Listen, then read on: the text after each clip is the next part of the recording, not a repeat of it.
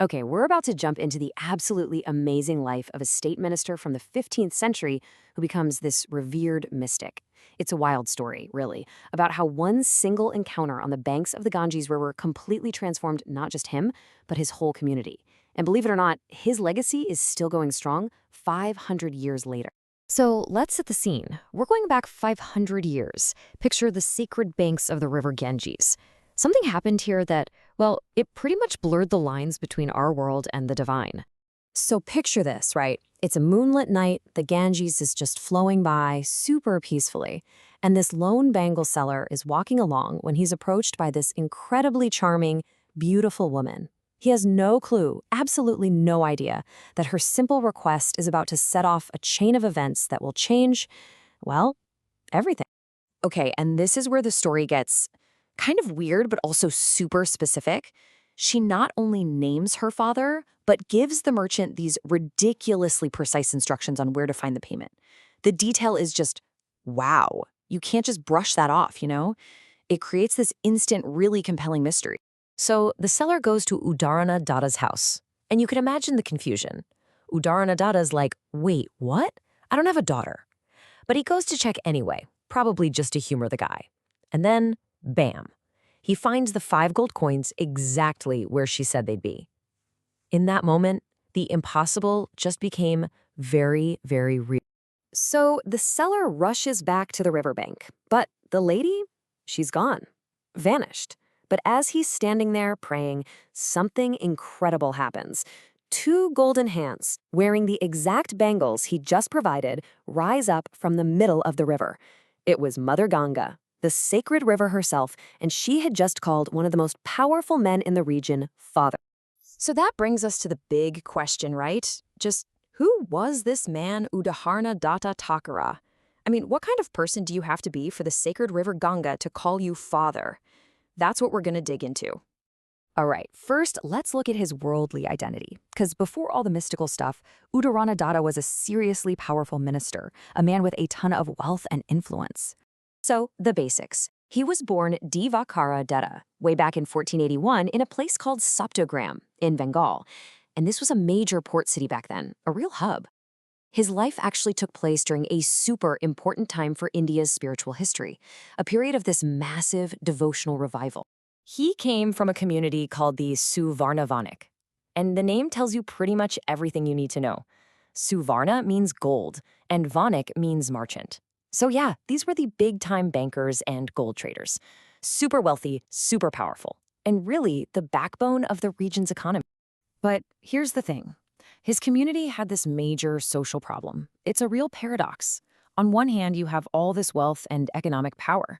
But on the other hand, because of some financial dispute with a king way back when, they were basically declared social outcasts. In this injustice, well, it's a really important piece of the puzzle here. And yet, even with that social stigma hanging over them, Uddhāraṇa Datta was absolutely thriving.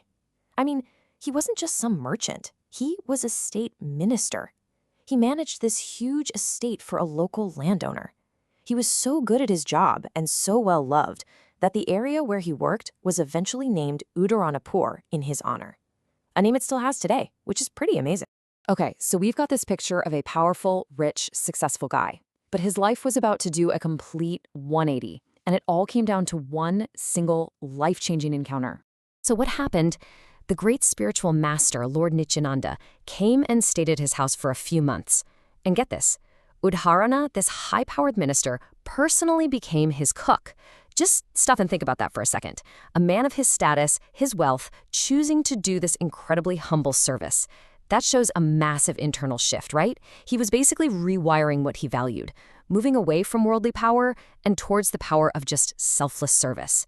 This led him to completely surrender everything, his money, his status, his whole life, to a spiritual path. And there's this great quote from the scriptures that really sums up their whole relationship. It basically says, the Lord is interested in the offering from a devotee, not from a non-devotee. So it wasn't about the fancy food that some rich guy could buy. Not at all. It was all about the love and the devotion that went into preparing it.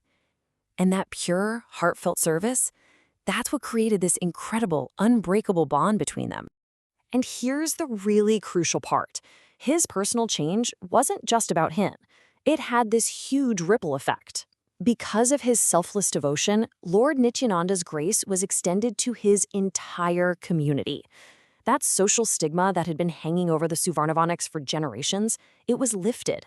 His own spiritual journey became this powerful way to bring social redemption for everyone.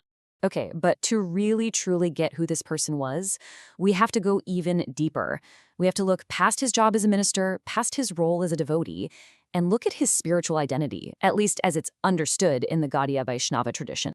So in this tradition, there's an idea that major spiritual figures on earth are actually eternal personalities from the spiritual world.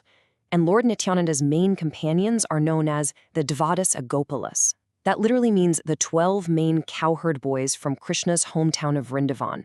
And here's the big reveal. Uddhāraṇa Datta Ṭhākura was identified as one of them. He was Subbahu, one of these 12 eternal friends. And if you believe that, it completely reframes his whole life, doesn't it?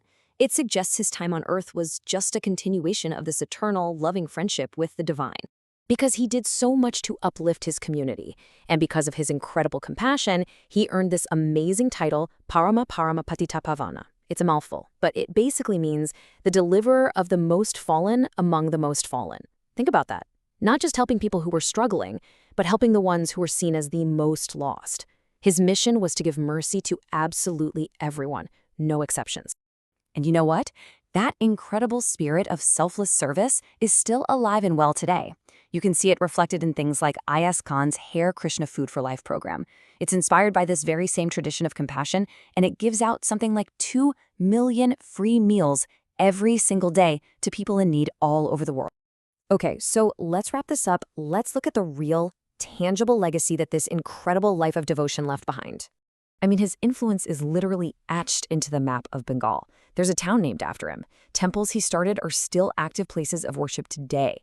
His memorials are honored all across India. But maybe most importantly, he's always remembered as the man who just through pure devotion lifted up his entire community. So, how can one person's life of devotion send ripples through time that last for centuries? I think the story of Uddhāraṇa Datta Ṭhākura gives us a pretty powerful answer. It seems to suggest that when a life is truly dedicated to selfless service and love, its impact, well, it just doesn't end. It can transform families, elevate entire communities, and inspire countless acts of compassion for generations and generations to come.